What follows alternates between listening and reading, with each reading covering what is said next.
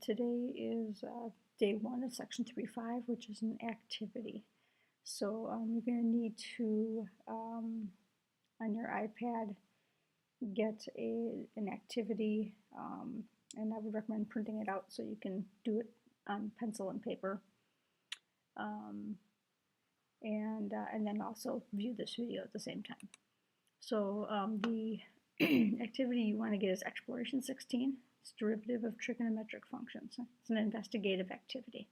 So you might want to pause this video now and go get that out of Google Drive and print that out. And next I will start introducing the activity. Okay, so exploration 16 has to do with investigating trigonometric functions and their derivatives. So the objective here, the essential question is I can use the n-deriv function on my graphing calculator to generate tables of values to numerically and graphically discover the derivative of the sine function and the cosine function. So the n-deriv is your math 8 key. So this on your calculator can be found under the math key, option 8. You need to be in radian mode because we are talking about calculating using trigonometric functions, so we need to be in radian mode for that. And so this is how your calculator is set up. So if you have an older version calculator, when you type in math 8, you get this line that says n-deriv, and you have a bracket here. And so what you have to do is you have to fill it in with the appropriate syntax or the appropriate programming. So after the parenthesis or the bracket, you want to type in the function. So this is going to tell you that I'm taking a function, in this case sine x, and I want to calculate its numeric derivative. That's what n-deriv stands for. And then so you have the function sine of x, comma x. That tells you what variable you're taking the derivative with respect to, comma 0. So let's go over what everything means here. N-deriv means find the numeric derivative of the sine of x function with respect to x, so it's like the Leibniz dx sort of thing, at 0, evaluated at 0. So if you notice, the newer calculator has the Leibniz notation as part of the programming. So we would fill in the bottom with the dx. That's equivalent to the x comma. And then the function goes here in the function location. That's the sine x. And then we have the evaluate at bar. So evaluate at x equals 0. So we have to type in an x here, and the equals is already here, and a 0 here. So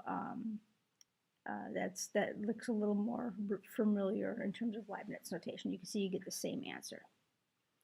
And then I tried one. The next line is I tried basically the first two in your table. Here's n-deriv of sine x with respect to x at pi over 6, and you want to use exact values here. You want to use your pi key, and that's what you get. And then here's the newer calculator with the Leibniz notation, and you would also get 0.866. So at this point, go ahead and for the sine of x, let's go ahead and fill in that table below. You can see at the first two, I've filled in the first two already because we've done those. The n-deriv of sine evaluated at 0 is 1, and the derivative of sine evaluated at pi over 6 is 0.866. So go ahead and fill in the table.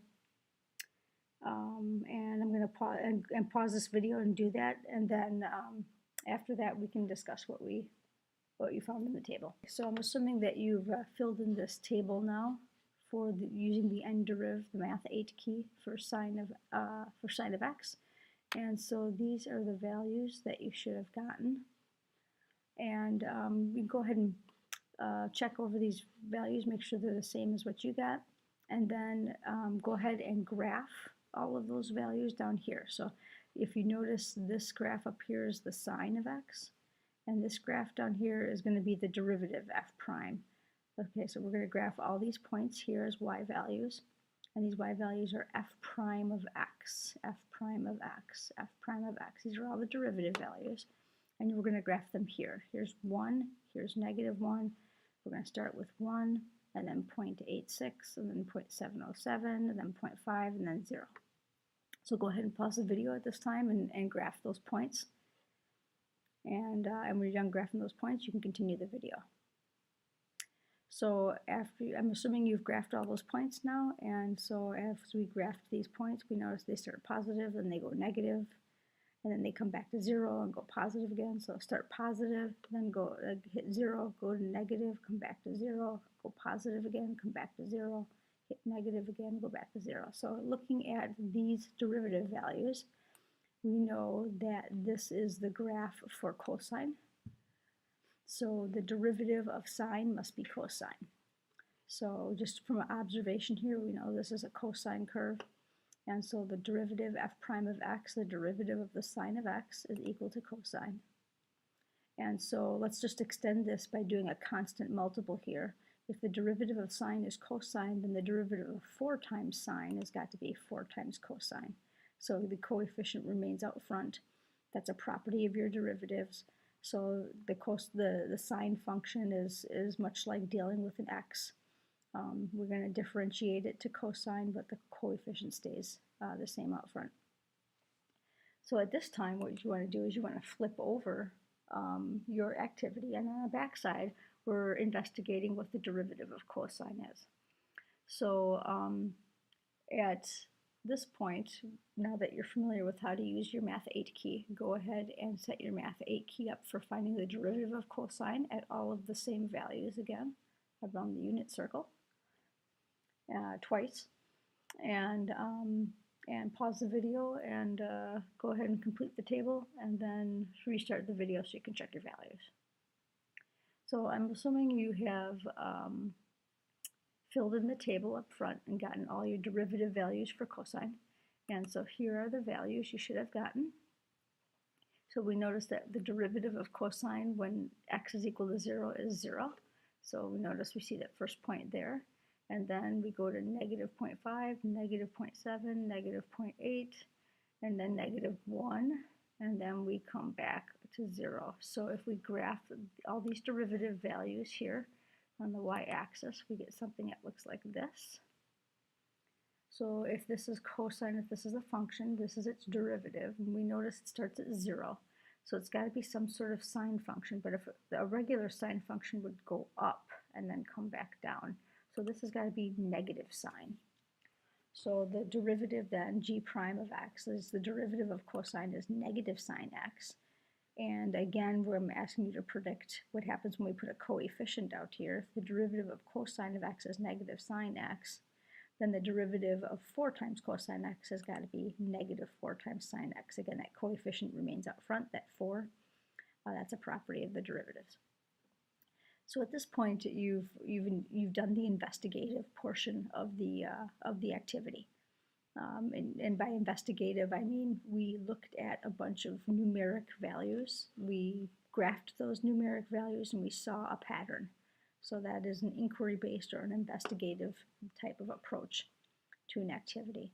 At the bottom of this page then is wrapping up the exploration. So if you were in class, you had a group and you made a mini poster of the other 4 trigonometric functions. But what we're going to do is we know that tangent is sine over cosine. And so instead of trying to graph this like we did with the sine and the cosine, we're going to use the quotient rule to analytically find the derivative of tangent by using the definition of sine over cosine. So what you're going to do is you're going to start out using the quotient rule, doing low d high minus high d low over low squared. So low d high would be cosine times the derivative of the sine minus sine times the derivative of the cosine over cosine squared. Okay, so and then you're going to go ahead and derive that. And then likewise, you're going to do the same for tangent by using the definition cosine over sine. And then you're also going to do the same for secant by using the definition of 1 over cosine, and cosecant by using the definition 1 over sine. So go ahead and set up the quotient rule for each one of those, and then you can check your solutions, or you can check your answers with the definitions of those 4 derivatives in your textbook or when you get back to class. So after you've derived those 4, and since you've gone through the investigative or the inquiry-based activity for sine and cosine, at this point you should be able to do the 3-5 homework day 1.